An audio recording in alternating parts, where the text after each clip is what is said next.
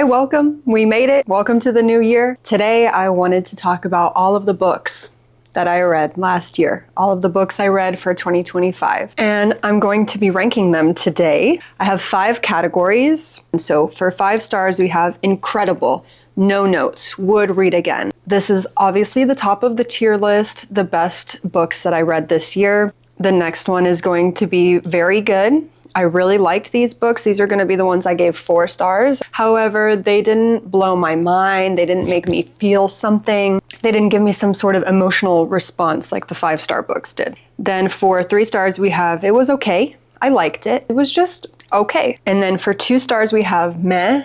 Generally unimpressed. Category speaks for itself. And then for 1 star, we have boring. No, please make it stop. I have my smoothie here. Ava is napping on the couch in the back, but I'm excited to talk about these books with you guys, so let's get started.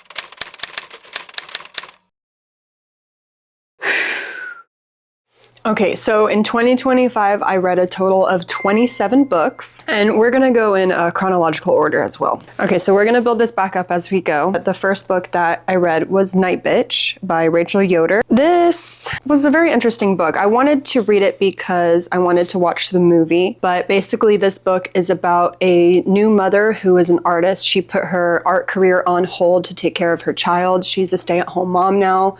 Her husband travels for work and is rarely home to help her take care of the baby, and she starts turning into a dog.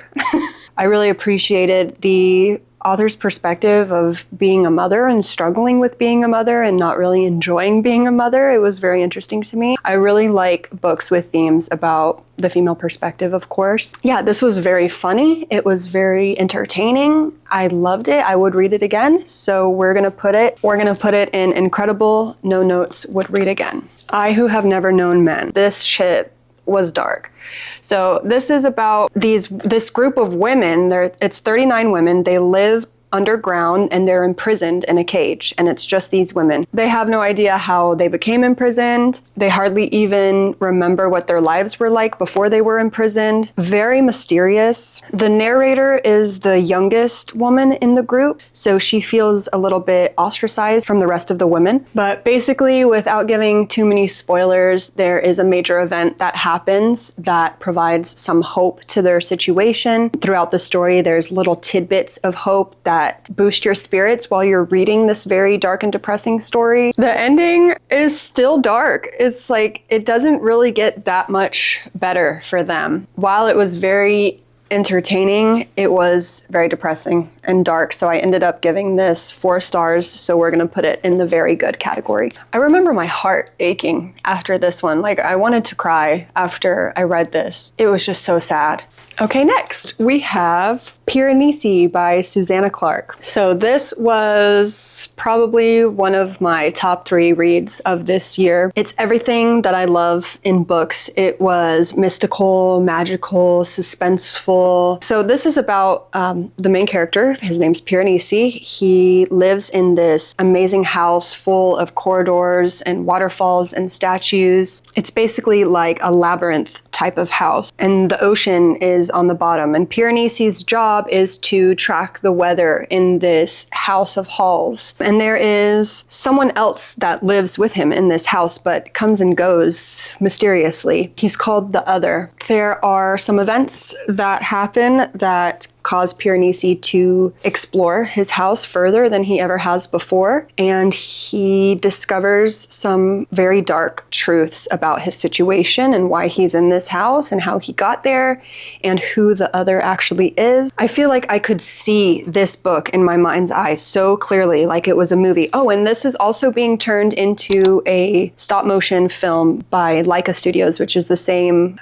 studio that made Coraline. So I'm so excited for that to come out. I think that's a perfect medium for this story to be portrayed in. It's going to be so beautiful. I think that Piranesi's perspective on life and the world in general was so innocent and naive. This was so entertaining, very action-packed towards the end as well. And yes, so we are going to put this in incredible, no notes, would read again. Next, we have a horror novel, and it is The Unworthy by Agustina Basterica. This cover is gorgeous. All of her covers are so cool. This book is about a post-apocalyptic world, and there is this religious group, or it's basically like a cult. They have access to some of the world's dwindling resources. The world has no food, no shelter. It's like destitute, basically. The main woman in the story, who's our narrator, is trying to write the story of her life. She's a lower member of the Sacred Sisterhood, which is what this cult is called. She's deemed an unworthy. And basically the rest of the story is about her figuring out how she got in this situation, where she came from, why she can't remember her life from before this convent, and what the religious group that she's a part of is actually doing behind closed doors. I really, really loved the plot of this, but it's only 175 pages, so I just wanted it to be longer. I think that this plot had a lot more to give. It just ended too soon for me, basically. So I would have given it 5 stars if it was longer. I wanted more, so we'll just put it in the very good category. Okay, next we have Magic Lessons from Alice Hoffman. This book was actually a gift to me like in 2022, I think, from my friend Monique, so shout out Monique. And this is part of a trilogy, I believe. It's the first novel, the first book of the Practical Magic series. Our main character, who is Maria Owens, she learns the art of witchcraft, or they call it the nameless art, from her adoptive mother, who is Hannah Owens. So much happens to Maria in this book. We follow her from literally being a baby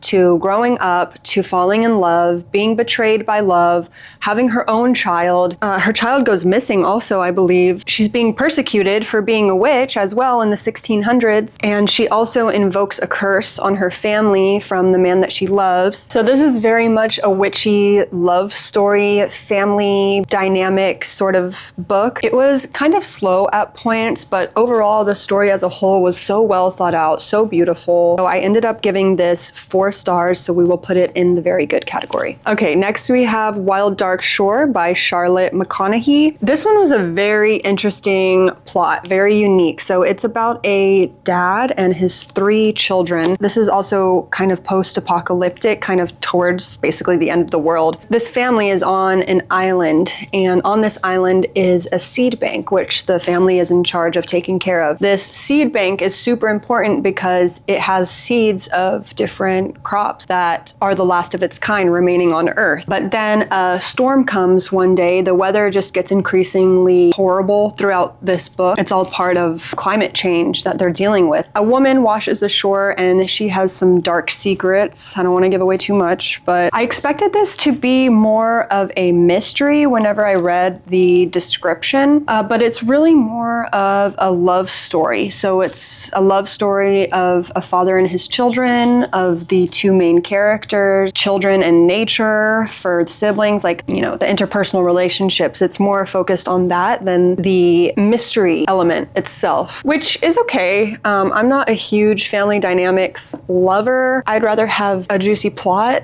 Of course, there's a mystery going on behind all of the family dynamic aspects, but I ended up giving this 4 stars. So I did really like this book. I just wanted more from it, so we'll put it in the very good category. Okay, next we have East of Eden by John Steinbeck. I took this on a trip with me to Big Bend because I knew that I wasn't gonna have any cell phone service, and I really just wanted to get through this thickie. Again, this is so heavily focused on family dynamics, and not just that, but family dynamics between men. So it wasn't super relatable to me. It's between 2 brothers and their dad. I mean, it was beautifully written, but it's realism, it's family dynamics. It's about the brothers growing up on farmland, and the dad is in charge of the farmland and what he does to try to solidify this family's legacy. To be honest, this was really freaking boring. And I don't know if I would have finished it if I didn't have any cell phone service out in the middle of West Texas. That being said, I did finish it. I can recognize that this is very beautifully written. It's just not the type of story for me. I'm gonna put it in, it was okay. Next, we have Annihilation by Jeff Vandermeer. And I read this because I really wanted to watch the movie with Natalie Portman. And I'll go ahead and say that the movie was way better than this book. I don't think that sci-fi books are for me. So on my review, I said, it was as if you played a sci-fi game of Clue while on acid. You can't really talk because you're tripping, and you can't comprehend exactly what you're feeling or seeing. Their whole mission is to map this specific area that's been closed off from the rest of humanity because some phenomenon is going on inside of this bubble where people enter it and then they don't ever come out. So they're being sent in to try to figure out what's going on inside of the bubble. Since they don't really know what they're looking at or what they're seeing, it's not confusing, but it's just like empty descriptions, I feel like. The movie was way better, so we'll go ahead and I gave this 3 stars, so it was okay. I liked it. And I did like it because I like fantasy, but I just wanted a lot more from the whole story. Okay, next we have The Shadow of the Wind. This is by Carlos Ruiz Zafón. So this is about a boy named Daniel. He is a book dealer's son. His father allows him into his incredible bookstore to find a book, and he is drawn towards this one book, The Shadow of the Wind. He really loves the book, and he sets out to try to find other novels by this author. This just takes him down a wormhole of finding out where this author is, and he basically opens Pandora's box and is then involved in this author's murder. This was absolutely beautiful, and I wasn't expecting to love it as much as I did based on the description, but it has everything that I want in a book. It was mysterious. There was a beautiful love story with Daniel and this woman that he knew since he was a very young child. It was magical. Yeah, this was absolutely gorgeous. So we're gonna I gave it 5 stars. We're gonna put it in incredible, no notes, would read again. Okay, next we have Rouge by Mona Awad. So this had a very, very interesting plot to me. So we follow our main character who is the daughter. Her name is Belle, and her mother mysteriously dies. Now, her mother was obsessed with beauty, had lots of tinctures, and was obsessed with looking younger, and Belle is the same way. She took after her mother. So Belle returns to California to deal with her mother's passing, starts to uncover why her mother died. She meets some people from this spa that her mother used to go to, and here is where she finds out some super dark secrets about what this spa actually is and her mother's involvement in the spa. Belle herself gets involved with this spa and starts to uncover why she's so obsessed with beauty and her reflection and what it all means. This ending blew my mind. I was hypnotized by this ending. I would never have seen the ending coming. It was so out of left field. And by the ending, I'm not just talking about the last final pages. I'm talking about like what ends up happening in this book. It had humor, it had mystery, horror, it was fantasy, themes of hypnosis with the female perspective, dealing with beauty and insecurity and wanting to look beautiful all the time, always look your best, never aging. This was incredible. This was another one of my top favorite reads for this year. I ended up giving this 5 stars, so we'll put it in incredible, no notes, would read again. Okay, next we have The Martian by Andy Weir. This is a lot of people's favorite freaking book, and when I say a lot of people, I mostly mean a lot of men's favorite book. Like I said, I don't think that sci-fi is my jive because this was so much science jargon. Again, I wanted to read this because I wanted to watch the movie, and I liked the movie way more than the book. I found myself just kind of glazing over several paragraphs in this book just because it's so much science jargon that the average person like me is not going to understand. The plot was good. It didn't need this much explanation. The ending was the best part. I did still like the character development and him problem solving the situation. It's about this astronaut who gets abandoned on a foreign planet. He has to survive until Earth can come and save him. So it's a story about his survival by himself on a planet. I think it's Mars. Yeah, on Mars. But with all of the science jargon, it was a little boring to get through. So for that, I ended ended up giving this 3 stars, so it was okay. I liked it. Next we have The Silent Patient by Alex Michaelides. A woman who kills her husband and then doesn't talk afterwards. And then there's a psychotherapist who tries to gather her story and ends up working with her, and it's basically about him uncovering the secret of why she actually killed her husband. Long story short, this was pretty boring. I honestly don't remember a lot of it. It was kind of empty, didn't really stick with me emotionally, kind of read like it was this author's first mystery.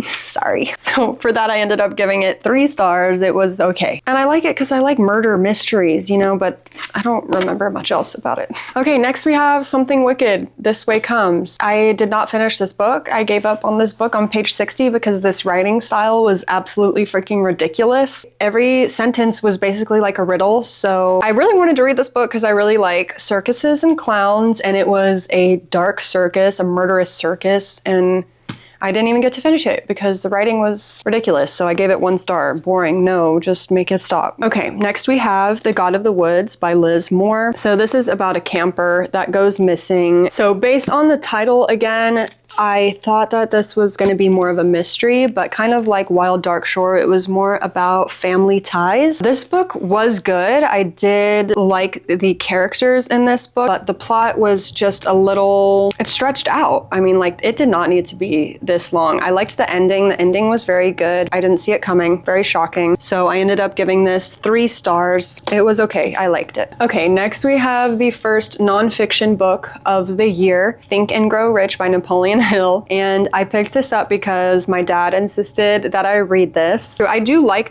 self-help and nonfiction books, but as long as they're entertaining. So Napoleon Hill kind of rubbed me the wrong way whenever he found out that his son was deaf. He talks about finding out that his son had hearing issues, hearing impairment, and he refused to get him a hearing aid because he didn't want to have a deaf son.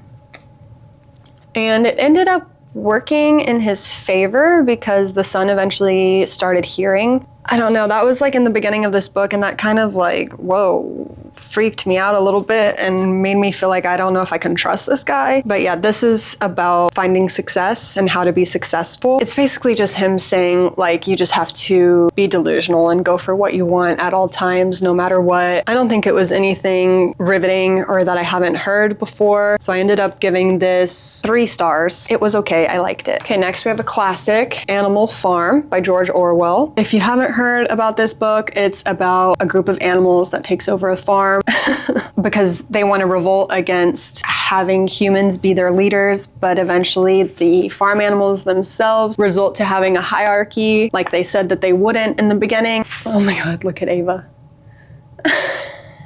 So it's a funny little story about totalitarianism and tyranny and hierarchy. It was cute. I liked it. I'm glad I read it. So I ended up giving this 4 stars. Very good. Okay, next we have Lonely Castle in the Mirror by Mizuki Sugimura. So this is placed in Tokyo. It's about 7 young people who have stopped going to school. They meet each other in this castle on the other side of their mirrors, and they have to try to figure out why they're all there. Their mission in this castle is to find a key that will grant only one of them one wish, but they can't tell each other about their experiences. This was good, but I feel like it lacked a lot of depth and grit. It was very PG and almost even read like a child's book at times. I found myself being annoyed with the characters because, I mean, they're all children, so they're kind of stupid. But the plot itself was very cute, very endearing. Why they find out why they're all in this castle is very cute. I ended up giving this 3 stars. It was okay, I liked it. Next we have Tender is the Flesh, my second book that I read by Agustina Basterica. This book is, again, kind of a post-apocalyptic sort of scenario where all of the animals in the world have been deemed infectious and can't be eaten by humans. So instead of becoming vegetarians as a population, humans decide to start farming each other and become cannibals. It takes place in the thick of it where the separation of humans and special meat has been established. Some effed up shit happens. I mean, this book was messed up, you guys. Like, I read the reviews saying that this was horrific, but it was more horrific than I was prepared for. It had themes of child abuse, of pregnant woman abuse. They would hunt the pregnant women for a high prize. Oh, there was also scenes of puppies being tortured. But all of that being said, it was very gripping and I couldn't put it down because it was so shocking. So I ended up giving this 5 stars. Incredible, no notes, would read again. Okay, maybe I have a few notes on this one because this shit was dark, but I would read it again because that was crazy. Okay, I forgot to mention this book, but this was actually the first book that I read in 2025. We'll keep it brief. This is overhyped in my opinion. The main character, I found her super annoying. She's a privileged white girl who goes crazy, and seemingly out of nowhere she goes crazy and tries to kill herself and ends up in a psychiatric ward. Yeah, the main character, Esther Greenwood, she was insufferable to me. I didn't like her. I didn't like the plot. I didn't like the perspective. So I gave this 2 stars. Meh. Generally unimpressed with the bell jar. Okay, moving on. We have Witchcraft for Wayward Girls by Grady Hendrix. This was another one of my top reads for this year. This is about a home where these girls go who are impregnated out of wedlock. They go to this house to have the children to disappear from society. Once they have their children, the children are taken for adoption and the girls return back to their normal lives like nothing ever happened. But the main character in this book, her name is Fern. She finds this book that a traveling library has provided. And in this book is stories of witchcraft, and her and some of her friends use this book to try to make their situation a little bit better. It ends up getting really dark. Some of the girls try to abuse this new power that they found. Some are trying to use it to help other girls in the house that are in really horrible situations. I read this while I was traveling in Mexico and I could not put it down. It was so good. I love the perspective of these young girls who are going through something super traumatic. They're desperate to make themselves feel better and help their situation. Super, super witchy themes about facing motherhood as a young woman. This was just such a beautiful story. I loved it so, so much. For that, I gave it 5 stars. Incredible, no notes, would read again. Okay, next we have a horror mystery, The Only One Left by Riley Sager. This is about a caretaker named Kit. She is responsible for taking care of this old woman who is well known in her town for being accused of murdering her family. But this woman no longer speaks, so Kit is taking care of her and finds out the mysteries of this house, of this estate that she's now living in, and about the truth of what happened with these murders and if the old woman, whose name is Lenora, is actually responsible for them. This was a very good mystery. I really liked it a lot. I ended up giving it 4 stars. So yes, this was very good. I really liked it. I just don't know if I am super eager to read it again, and it didn't really invoke any emotions out of me. Okay, getting towards the end here finally. I've been filming for like almost an hour and a half. Hopefully I get this video down to under 30 minutes. But next we have the second nonfiction that I read this year, Experiential Billionaire. And this was really good. I was very impressed. I have read a lot of self-help books in my life. They were really one of the only genres of books that I read whenever I was like in high school and college. And for that, it's hard for me to come across topics and advice that I haven't heard of before just because I've read so many of these type of books, but this one did. It touches on the topic of measuring your wealth not by currency but by experiences and how to make the most out of your life. Even if you don't have a lot of money, even with the circumstances that you're given. I really, really loved the way that this was laid out. It had a lot of really impactful topics to me that I still use in terms of goal setting, accountability, believing in yourself, going for what you want despite insecurities and self-doubts, even methods of manifestation and how to envision the life that you ultimately want and how to make that happen. So yeah, I really did love this book. For that, I ended up giving it 5 stars. Incredible, no notes, and I would definitely read this again. Next, we have Our Wives Under the Sea by Julia Armfield. This was boring. Yeah. This was boring to me. It follows this lesbian couple. One of the women is a marine biologist who goes missing in a submarine for several months. And once she's found, she's no longer the same. And it's up to her wife to take care of her. And she realizes all of these weird things that are going on with her since coming back from the depths of the sea. This was boring because we ended basically in the same point that we began, which is not what I want out of a book.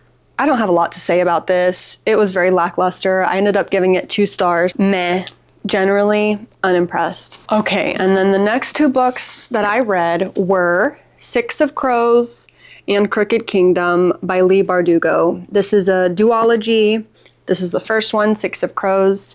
It follows this group of rebels in this make-believe city. It's very, very high fantasy, kind of like Game of Thrones, where none of the same countries that we're familiar with. It's a totally different universe. All of these rebels have to come together to pull off this heist. This book was absolutely incredible. I loved it. All of the themes were hitting for me. Romance, mystery, horror, suspense. And because it was so good, I immediately ordered the second book. Okay, but first, before we get to the second book, I ended up giving this 5 stars, of course, no notes, and I would probably read this again, even though Crooked Kingdom, I jumped into this right after Six of Crows, and this dragged on for me. I don't know if I was just over it because I was in this universe for this long. This follows one heist and this follows several. The plot was still really, really good in this book. I was kind of over just following these characters, you know? Six of Crows got 5 stars for me,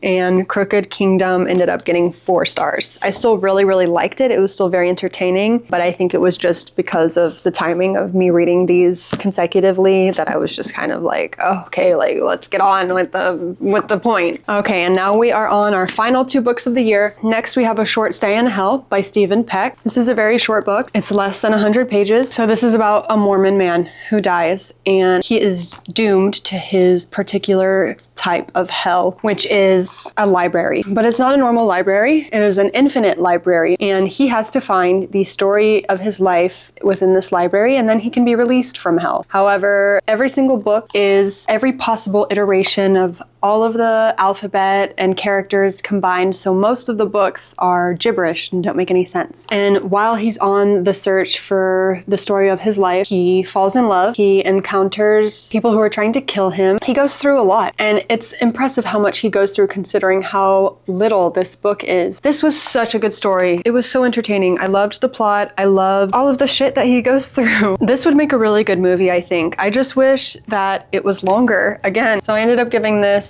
4 stars. Very good. What do you want to say hi?